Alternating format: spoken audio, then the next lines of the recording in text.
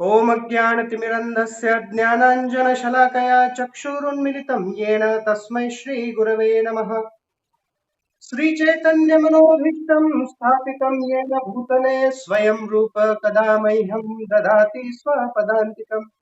वन्देऽहं श्रीगुरो श्रीयुतापदकमलं श्रीगुरुन् वैष्णवांश्च श्रीरूपं साग्रजातं सहगण रघुनाथान्वितं त्वं सजीवम् साद्वैतं सावधूतं परिजनसहितं कृष्ण चैतन्य देवं श्री राधा कृष्ण पादान् सहगण ललिता श्री विशाखान्वितांश्च नमो विष्णुपदाय कृष्णप्रेष्ठाय भूतले श्रीमते भक्तिवेदांत स्वामिनिति नामिने नमस्ते सरस्वती देवे गौरवाणी प्रचारिणे निर्विशेष शून्यवादी पाश्चात्य देशतारिणे जय श्री कृष्ण चैतन्य प्रभु नित्यानंद श्री अद्वैत गदाधर शिवासादि गौर भक्त वृंद हरे कृष्ण कृष्ण कृष्ण हरे हरे हरे राम राम राम हरे हरे। हरे कृष्णा। तो उपस्थित सभी का यहाँ पर मैं स्वागत करता हूँ।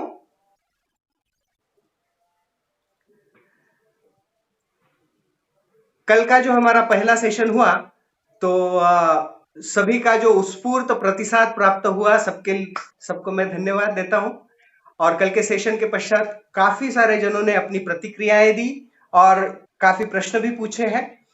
तो हमने ऐसे निर्धारित किया है कि 3 सेशन होने के पश्चात, पहला सेशन कल हुआ, आज दूसरा और कल तीसरा सेशन होने के बाद जो चौथा सेशन है वो हम ये 3 सेशंस पर हो रहे प्रश्नों पर चौथा सेशन लेंगे और फिर आगे 3 सेशन कंटिन्यू करेंगे।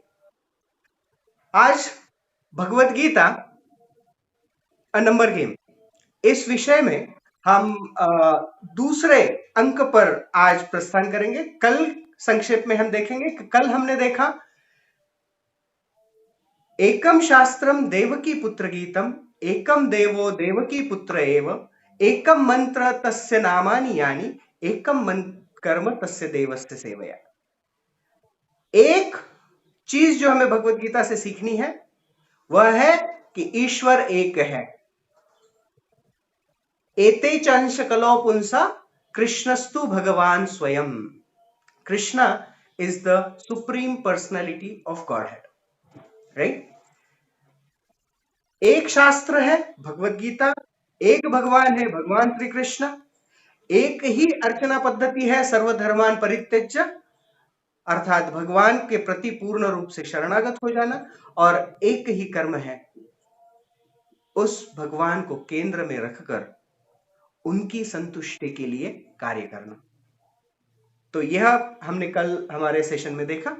आज हम देखेंगे दो अंक क्या प्रदर्शित करता है भगवत गीता में। What is 2 in Bhagavad Gita, right. Radhanath Swami Maharaj एक बहुत सुंदर कथा बताते हैं। महाराज कहते हैं, चैतन्य महाप्रभु की लीलाओं का वर्णन करते हुए वो बताते हैं कि चैतन्य महाप्रभु ने जब 24वें वर्ष संन्यास ग्रहण किया और संन्यास आश्रम स्वीकार करने के पश्चात वह दक्षिण भारत की यात्रा पर निकल गए। और जब दक्षिण भारत की यात्रा चल रही थी तो चैतन्य महाप्रभु महाराष्ट्र से भी होकर गए और महाराष्ट्र में वह खास कर पुणे इस स्थान पर आए थे। चैतन्य महाप्रभु जब पुणे आए तो वहां पर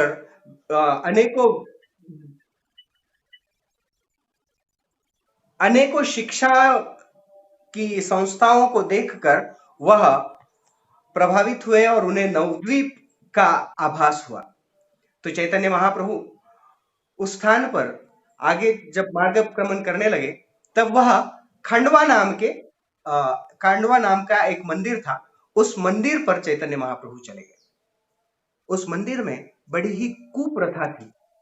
अगर हम देखें तो कई सारे स्थानों पर, चाहे वो मंदिर ही क्यों ना हो, कुछ कुप्रथाएं होती हैं।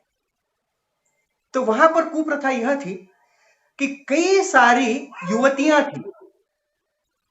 युवतियां जिनका विवाह नहीं हुआ था, अविवाहित कन्याएं थी, और उस मंदिर के जो पुजारी थे वो उन सारी कन्याओं को भ्रमित करते थे, उनका शोषण किया करते थे। वो अविवाहित थी और फिर पुजारी ने उन्हें कहा कि आप सबका भगवान के विग्रह के साथ विवाह होना चाहिए। तो वहां पर जो मूर्ति थी उस मूर्ति के साथ उन सारी कन्याओं का विवाह कर दिया और वह विवाह होने के पश्चात फिर वह सारी कन्याएं वही कार्य करती जो वहां के पुजारी कहा करते थे और वो पुजारी उनसे इतने गलत कार्य करवाते थे, उन्हें चोरी करने लगाते थे, मारपीट करने के लिए कहा जाता था। वो युवतियां हत्याएं तक किया करती थी। शुरू में उन्हें यह बुरा लगता था। इतना ही नहीं, वेश्या व्यवसाय में भी उन कन्याओं को डाला गया और उन्हें कहा जाता था कि आप तो स्वर्गीय अप्सराएं हैं, भगवान की सेविकाएं हैं, आपको कोई पाप पुण्य नहीं है, आप जो करोगी वो कर सकती हो। शुरू में उन्हें गलत लगा, लेकिन बाद में वो उस बात को स्वीकार करना आरंभ कर दिया। यही हमारे जीवन में होता है। कभी कभी शुरुआत में कुछ गलत करते समय हमें पता होता है कि यह गलत है और हमारा भीतर से अंतरात्मा कहती है कि ऐसे नहीं होना चाहिए, तो ये गलत है, मैं यह काम करने से स्वयं को रोक लूं। लेकिन अक्सर ये होता है कि हम इस तरह से कर नहीं पाते और धीरे धीरे उन कन्याओं को आदत की और चैतन्य महाप्रभु जब उस मंदिर में आए तो जो भी उस मंदिर में आता उन सारी कन्याओं को भोग की भावना से देखता। जब चैतन्य महाप्रभु ने उन सबको देखा तो चैतन्य महाप्रभु की आंखों से करुणावश, चैतन्य महाप्रभु महावदन्याय अवतार है, उनकी आंखों से करुणावश अश्रुपात होने लगा, ठहाके मारकर चैतन्य महाप्रभु रोने लगे। और जब चैतन्य महाप्रभु की इस भाव को उन समस्त युवतियों ने देखा तब वह समझ गई कि यह जो युवक है, चैतन्य महाप्रभु उस समय 26 वर्ष के थे और बड़े ही सुंदर नौजवान थे और उन्हें देखकर वह सारी युवतियां दंग रह गई और उन्होंने उन्हें दंडवत प्रणाम किया। और जब उन्होंने दंडवत प्रणाम किया, सारी युवतियां, उनके आंखों से अश्रुनिपात हो रहा है, उनके मन में यह विचार उमड़ रहा है कि अभी तक हम जो कार्य कर रहे थे वो सारा कार्य गलत था, यह कार्य करने से मुझे बचना चाहिए था। उनकी आंखों से अश्रुपात होने लगा और यह जब चैतन्य महाप्रभु ने देखा तब चैतन्य महाप्रभु ने उन्हें उपदेश देना आरंभ किया और चैतन्य महाप्रभु ने कहा कि इसके आगे आप जो भी कार्य करो वो कार्य भगवान श्री कृष्ण की प्रसन्नता के लिए होना चाहिए। Whatever you do in your life should be pleasing to the Supreme Personality of Godhead, Lord Sri Krishna। और उन्होंने उस बात को स्वीकार किया और उन सभी युवतियों ने आगे चलकर उस प्रांत में हरिनाम संकीर्तन किया और उन्हें देखकर कई सारे लोग भक्त बन गए। तो क्या बदलाव आया उनके जीवन में? क्या है वो जिसके कारण उन्होंने इस बात को अपने भीतर स्वीकार कर लिया कुछ कार्य करने के लिए? हमारे जीवन में कभी कभी ऐसे होता है कि जैसे कुंफू या ताइक्वांडो या फिर कराटे में लोग प्रैक्टिस करते हैं, बच्चे प्रैक्टिस करते हैं, तो एक ही स्थान पर जोर जोर से मारते रहते हैं, राइट? मारते हैं। शुरुआत में दर्द होता है और कंटिन्यू जब मारते रहते हैं तो धीरे धीरे दर्द होना बंद हो जाता है और वो पत्थर जैसा बन जाता है, कैलस बन जाता है, राइट? और फिर कितना भी मारो दर्द नहीं होता। उसी प्रकार से हमारे जीवन में, इस जीवन में और पिछले कितने जन्मों से हम भौतिकतामय कार्य करते आ रहे हैं और हमें पता भी नहीं चल रहा है कि वो गलत है, क्योंकि उसकी आदत पड़ चुकी है।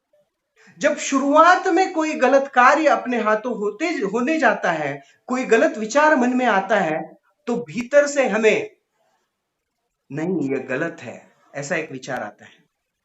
राधानाथ स्वामी महाराज कहते हैं कि दैट गिल्ट, वो अपराध की भावना जो होती है ना, वह परमात्मा की आवाज होती है। So this is our 2 in Bhagavad Gita number 2। What is that 2? वर्णन आता है मुंडक उपनिषद और श्वेतोश्वतर उपनिषद में, बहुत ही सुंदर रूप से समझाया गया है। समान वृक्षे पुरुषो निमग्नो निशया शोचति मुह्यमाना जुष्टं यदा पश्यति मन्यैषम् अस्य महिमाणम् इति वीतशोक। समान वृक्षे पुरुषो निमग्नो, वर्णन आता है कि एक वृक्ष है, फल से लदा हुआ, बहुत सारे प्रकार के विभिन्न विभिन्न तरह के फल पुष्प उस वृक्ष पर लगे हुए हैं, और उस वृक्ष पर 2 पंछी है। There are 2 birds on this fruits laddered tree. फल से फलीभूत हुए वृक्ष पर 2 पंछी है, और उसमें से एक पंछी जो है वो सर्वोच्च स्थान पर है उस वृक्ष के, और वो कोई कार्य नहीं कर रहा है। वो पंछी उसी सर्वोच्च स्थान पर बैठा हुआ है, लेकिन दूसरा जो पंछी है वह एक डाली से दूसरी डाली पर, दूसरी डाली से तीसरी डाली पर घूम रहा है। वह फलों को चख रहा है। वह एक फल को अपनी चोंच मारकर उसका स्वादन करता है, और वह उसे मीठा लगा तो बहुत आनंद का अनुभव करता है। दूसरे फल को चखता है, वो थोड़ा कड़वा लगता है, फिर अपना मुंह बनाकर तीसरे फल की ओर चला जाता है। और यह दूसरा जो पक्षी है वह इस प्रकार से फलास्वादन करते जा रहा है, रुक नहीं रहा है। कभी आनंद का अनुभव कर रहा है, कभी दुख का अनुभव कर रहा है, लेकिन अपने फलास्वादन को छोड़ नहीं रहा है। और जो दूसरा पक्षी है, जो पहला पक्षी है, उस वृक्ष के सर्वोच्च स्थान पर बैठा हुआ, वह केवल इस पक्षी को देख रहा है। और यह सब जब होता है, जब हो रहा है, तब यह जो दूसरा पक्षी है फलास्वादन करने वाला, वह जब उस पहले पक्षी को देखता है तो उस पक्षी को देखने मात्र से जुष्टम यदा पश्यति अन्यमीशम अस्य महिमानम इति वीतशोक, जैसे ही वो उस पहले पक्षी को देखता है तो उसके समस्त कष्ट, उसका शोक, उसका दुख दूर हो जाता है। आचार्य समझाते हैं कि यह जो 2 पंछी हैं, these 2 birds represent soul and super soul। यह जो 2 पंछी हैं, यह आत्मा और परमात्मा को प्रदर्शित करते हैं। भगवत गीता एक ऐसा विज्ञान है जो आत्मा के तत्व के विषय में भरपूर ज्ञान प्रदान करता है। भगवान भगवत गीता में कहते हैं, देहिनोस्मिन् यथा देहे कौमारम यौवनम जरा यथा देहांतर प्राप्ति धीरस्तत्र न मुह्यति, कि आत्मा इस शरीर में बाल्यावस्था से तरुणावस्था, तरुणावस्था से वृद्धावस्था, वृद्धावस्था के पश्चात मृत्यु को प्राप्त करता है, और मृत्यु के पश्चात वह दूसरा देह धारण कर लेता है। आत्मा के इस प्रवास में परमात्मा निरंतर उसके साथ होता है। जैसे हमने बेसिक भगवत गीता कोर्स में देखा था कि भगवान श्री कृष्ण स्वयं को विस्तारित करते हैं बलराम जी के रूप में। बलराम जी विस्तारित होते हैं प्रथम चतुर्व्यूह, फिर द्वितीय चतुर्व्यूह, और इस तरह से विस्तार होते होते पहले विष्णु का निर्माण होता है। वो है महाविष्णु, जो कारणोदक सागर में लेटे हुए हैं, केवल सांस अंदर ले रहे हैं, सांस बाहर छोड़ रहे हैं। जैसे ही सांस बाहर छोड़ते हैं, उनके शरीर के हर रंध्र से ब्रह्मांडों की निर्मिति होती है, और उस ब्रह्मांड में कारणोदक सागर में लेटे हुए महाविष्णु के शरीर के रंध्रों से निकले ब्रह्मांड के भीतर गर्भोदकशाही विष्णु होते हैं, जो गर्भोदक सागर में शेषनाग की छैया पर लेटे हुए हैं। लक्ष्मी जी उनके चरण कमलों की सेवा कर रही है। उस गर्भोदक सागर विष्णु के नाभि कमल से ब्रह्मा जी की निर्मिति होती है। तो यह विष्णु मूलतः भगवान श्री कृष्ण से ही आ रहे हैं। तो महाविष्णु, गर्भोदकशाही विष्णु और फिर क्षीरोदकशाही विष्णु, जो क्षीर सागर में लेटे हुए हैं, वो क्षीरोदकशाही विष्णु एक लोकलाइज्ड फॉर्म लेकर परमात्मा स्वरूप बनकर हर जीव के भीतर परमात्मा स्वरूप विराजमान है। तो हम अकेले नहीं है, भगवान हमारे साथ हैं, लेकिन हमने भगवान की तरफ देखना छोड़ दिया। यह दो पंछी प्रदर्शित करते हैं, जो आत्मा है वो इस संसार के फलों को चख रहा है, कभी खट्टा, कभी मीठा, कभी कड़वा, कभी आनंद, कभी दुख भोगते जा रहा है जन्म जन्मांतर। लेकिन जब वह आत्म साक्षात्कार का प्रयत्न कर कर उस दूसरे पंछी को देखने का प्रयास करता है, जब वह दूसरे पंछी को देखने का प्रयास करता है, तब उसके समस्त शोक, समस्त दुख, समस्त विपदाएं तत्क्षण दूर हो जाती है और वह शाश्वत दिव्य आनंद का अनुभव कर सकता है। पिंगला, जो एक वेश्या थी, एक दिन वह बहुत सुंदर श्रृंगार कर कर अपने द्वार पर खड़ी थी, लेकिन कोई भी ग्राहक उसके पास नहीं आ रहा था। जब उसने यह देखा तो वो विचार करने लगी, ऐसे क्या हुआ, आज तक इस सारे क्षेत्र की सबसे सुंदर और सबको आकर्षित करने वाली वेश्या मैं हूं, लेकिन आज मेरे पास कोई आ नहीं रहा है। वह दुख का अनुभव कर रही थी और तब उसने बहुत सुंदर एक श्लोक कहा। पिंगला कहती है, संतम समीपे रमणम रतिप्रदम वित्त प्रदम नेत्य इमं विहाय अकामदम दुख भय आदि शोक मोह प्रदम तुच्छ अहम भजेज्ञ। पिंगला कहती है, संतम समीपे रमणम रतिप्रदम, वह भगवान जो मेरे सबसे करीब है, मेरे भीतर ही है, सबसे करीब है। इस संसार में हमारे सबसे करीब भगवान श्री कृष्ण है। सर्वस्य चाहम हृदय सन्निविष्टो, हर किसी के हृदय में भगवान विराजमान है। और पिंगला कहती है, और मैंने उनको त्याग दिया। इतने करीब है लेकिन मैंने उनको त्याग दिया, और उनको त्यागने के कारण मुझे क्या प्राप्त हुआ? मोह, शोक, लोभ, चिंता, दुख, ये सारी चीजें, अकामदम दुख भय आदि शोक, मोह प्रदम तुच्छ महम भजेज्ञ, क्योंकि मैंने वह जो सबसे क्लोज है, संतम समीपे रमणम, आनंद प्रदान करने, उन्हें त्याग दिया और किसी और की सेवा में लग गई। तो आत्मा और परमात्मा, परमात्मा निरंतर साक्षी है हमारे प्रत्येक विचार के, हमारे प्रत्येक कार्य के, हमारे प्रत्येक घटना के। भगवान श्री कृष्ण क्षीरोदकशाही विष्णु परमात्मा स्वरूप में वह हमारे हृदय में विराजमान है। तो आत्मा और परमात्मा, भक्ति क्या है? भगवान भगवद गीता में जो समस्त योग पद्धतियों का वर्णन करते हुए अंततो गत्वा हमें भक्ति योग के लिए प्रेरित करने का प्रयास करते हैं, वह भक्ति क्या है? What is that devotion unto Supreme Lord? Actually, that devotion unto Supreme Lord is turning our face towards the Supreme Lord. जब वह पंछी, फल खाता हुआ पंछी, दूसरे पंछी को देखता है, जब वह परमात्मा की ओर देखता है, that is the beginning of true devotional service. भगवान श्री कृष्ण, और यह जन्म जन्मांतर से चलता आ रहा है।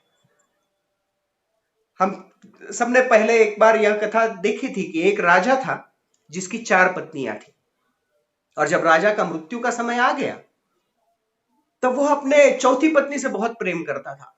दिखने में सुंदर थी, उसको आनंद प्रदान करती थी, फिर वो उसको गहने ला कर देता था, वस्त्र ला कर देता था, मजे में रखता था।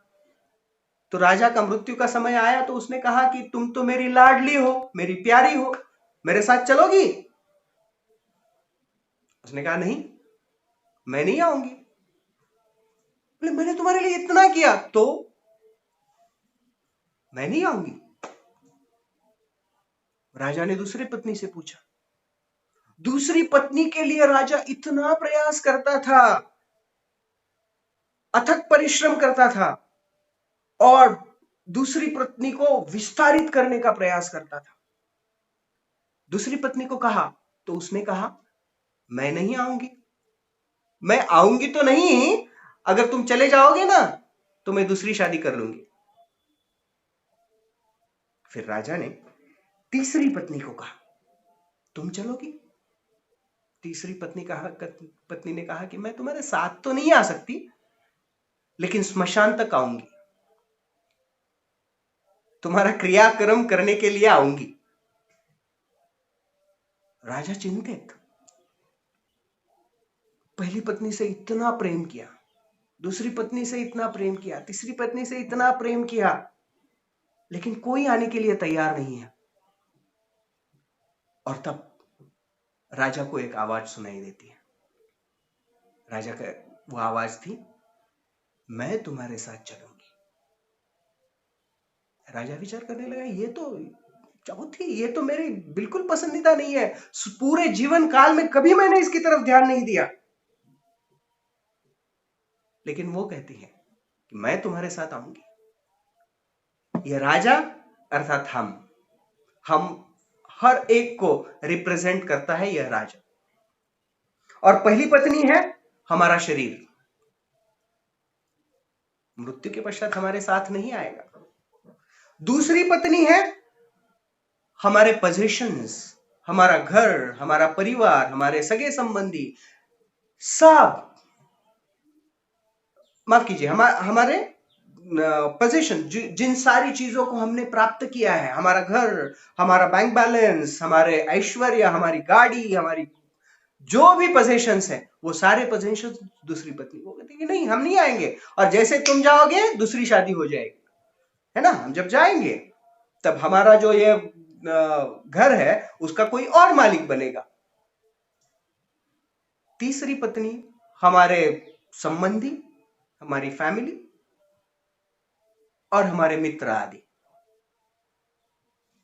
तो यह तीसरी पत्नी कहती कि मैं ज्यादा से ज्यादा स्मशान भूमि तक साथ में आऊंगी। लेकिन चौथी पत्नी कितने जन्मों से पुनरपि जननम पुनरपि मरणम पुनरपि जननी जठरे शयनम यह भवंसा संसारे बहुत दुस्सारे कृपा करे है पाहे मुरारे। जन्म जन्मांतर से हर जन्म में हमारे साथ आ रही है। That is our ever well wishing friend परमात्मा। हम हमारे समस्त भूत को भूल चुके हैं, भूलते जाते हैं, लेकिन परमात्मा उस बातों को याद रखता है। परमात्मा हमारे हर कार्य के, हमारे हर विचार के, हमारे हर सोच का साक्षी है। जब अर्जुन कुरुक्षेत्र के रणभूमि पर कृष्ण के साथ संवाद कर रहा है तो अर्जुन कृष्ण को कहता है कि तुम अभी कह रहे हो, 4th चैप्टर में जब भगवान श्री कृष्ण अर्जुन को कहते हैं कि अर्जुन इवं विवस्वते योगम प्रोक्तवाहम अव्ययम। कृष्ण कहते हैं कि विवस्वान सूर्यदेव विवस्वान को मैंने ज्ञान प्रदान किया। अर्जुन कहता है हम दोनों समान एज के हैं, सूर्यदेव कब से है, कैसे? तब भगवान श्री कृष्ण कहते हैं बहुनी में व्यतीतानि जन्मानि तव चार्जुन त्यान्नहं वेद सर्वाणि न त्वं वेत्थ परंतप। भगवान श्री कृष्ण कहते हैं कि हे अर्जुन, तुम्हारे और मेरे अनेकों जन्म हुए हैं लेकिन मुझे सब याद है, तुम्हें याद नहीं। तो ये दो पंछी जो है, आत्मा और परमात्मा,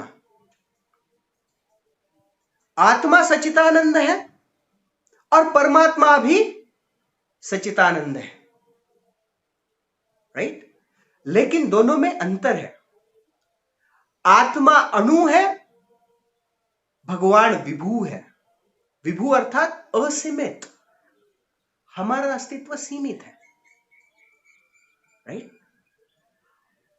आत्मा अपने जन्मों के अनुसार सारे जन्मों को स्मरण नहीं कर सकता है, लेकिन परमात्मा कर सकता है, राइट? आत्मा और परमात्मा में अंतर है। दोनों एक कभी नहीं हो सकते, दोनों नित्य उपस्थित है।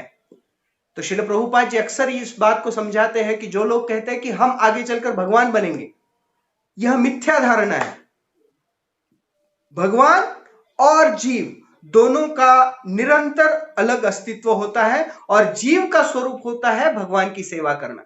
जीवेर स्वरूप होय कृष्णेर नित्य दास। जीव का नित्य कर्तव्य है भगवान श्री कृष्ण की आराधना करना, भगवान श्री कृष्ण की सेवा करना।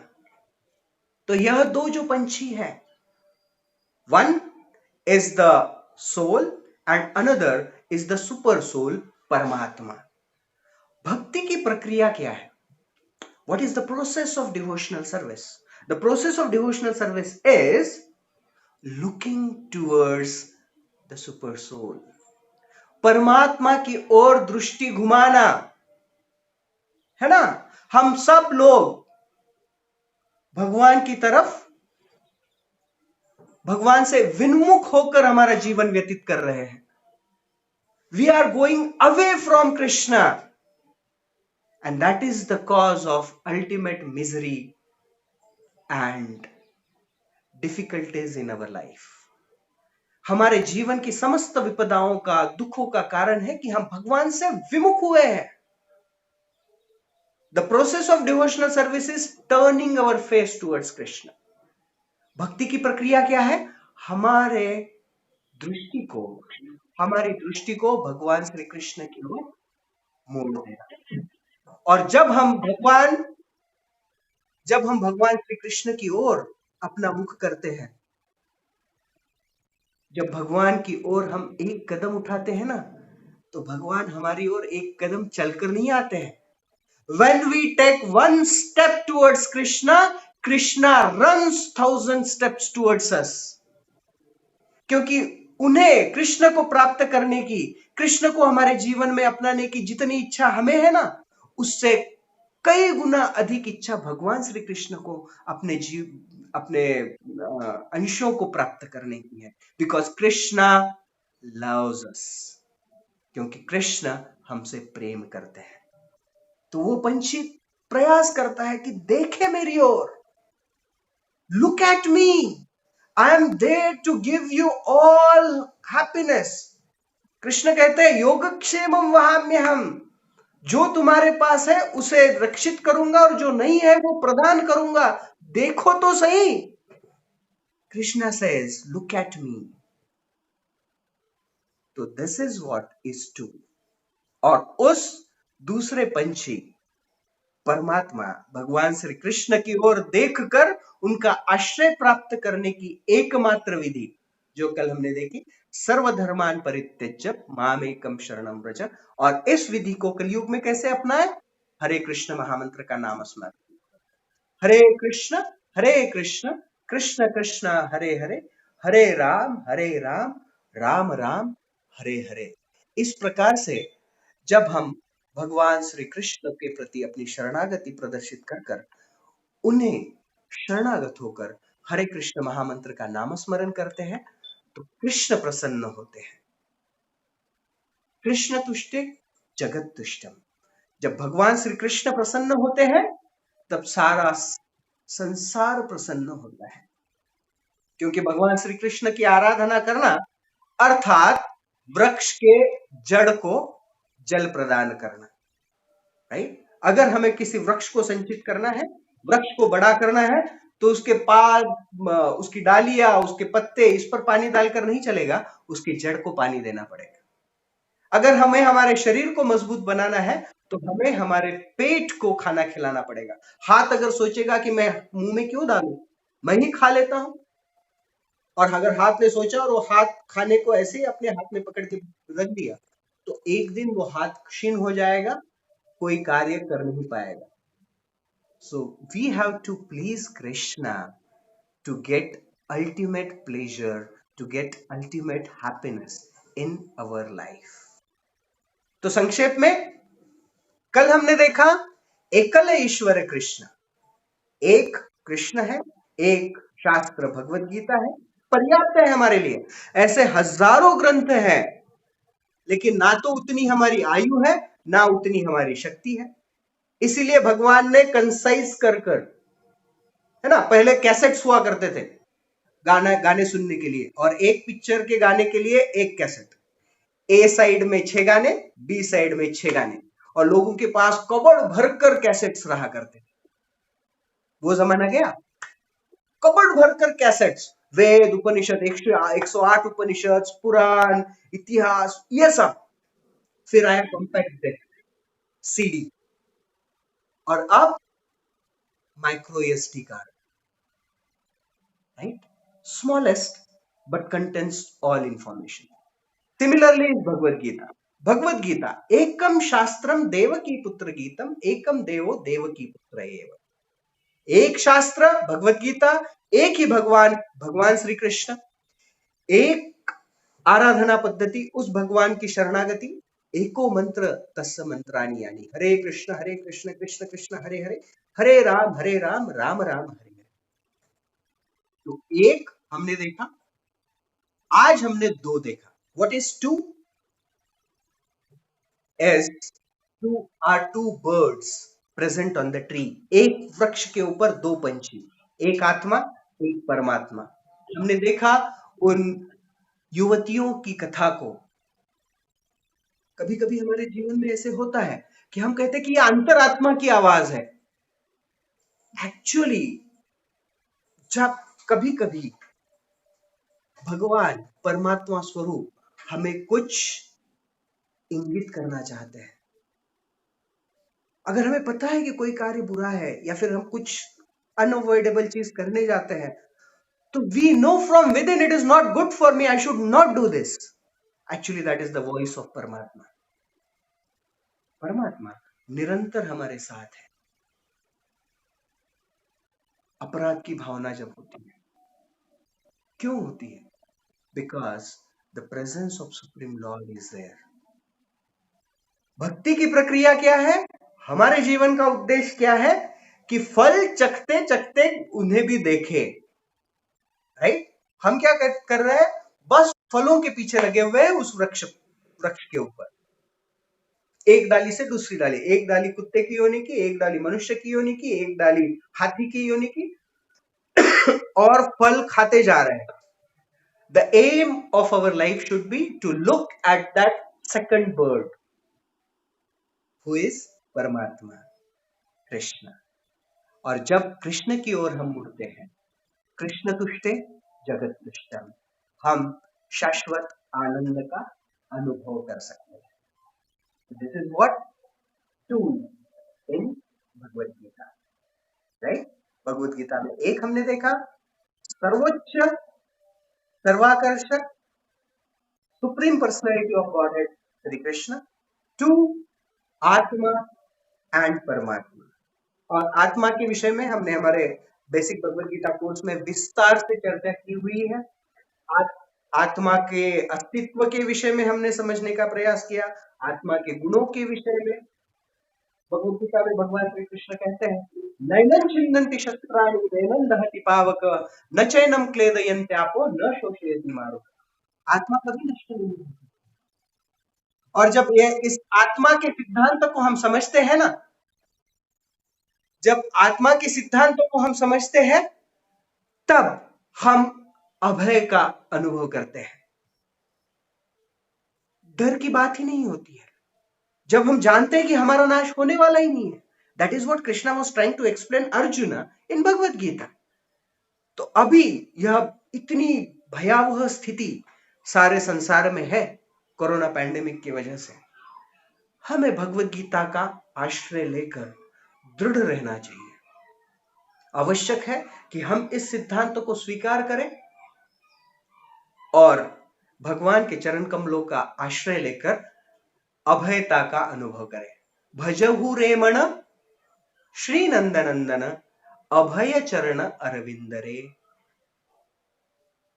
भगवान के चरण कमल हमें भय से मुक्ति प्रदान करते हैं और भगवान के चरण कमलों का आश्रय लेने की पद्धति है हरे कृष्ण महामंत्र का नाम स्मरण। हरे कृष्ण कृष्ण कृष्ण हरे हरे, हरे राम राम राम हरे हरे। तो यहां पर हम रुकेंगे। कल हम हमारा तीसरा सेशन लेंगे और इस तीसरे सेशन का विषय है नंबर 3। एक हमने देखा, दो हमने देखा, सो व्हाट आर दिस 3? ये 3 क्या है और 1 और 2 का 3 के साथ कनेक्शन क्या है, ये हम हमारे कल के सेशन में देखेंगे। और जो हमारा चौथा सेशन होगा डे आफ्टर टुमारो, उस चौथे सेशन में हम 4 अंक ना लेते हुए पहले तीन जो सेशन हुए उसके प्रश्न उत्तर लेंगे। काफी श्रोताओं ने मुझे काफी प्रश्न भेजे हैं, किसी ने व्हाट्सएप पर भेजे हैं, किसी ने कॉल किया है। तो वो सारे प्रश्नों को संकलित कर हम चौथा सेशन इन 3 सेशन के प्रश्नोत्तर के आधार पर ले लेंगे। तो धन्यवाद सभी का, आप सबका इतना उत्साहपूर्ण उपस्थित रहना मेरे लिए सच में एक इंस्पिरेशन है और भगवत गीता के प्रति हमारा आश्रय बढ़ाने के लिए हमें सहायता प्रदान करें। हरे कृष्ण। डन।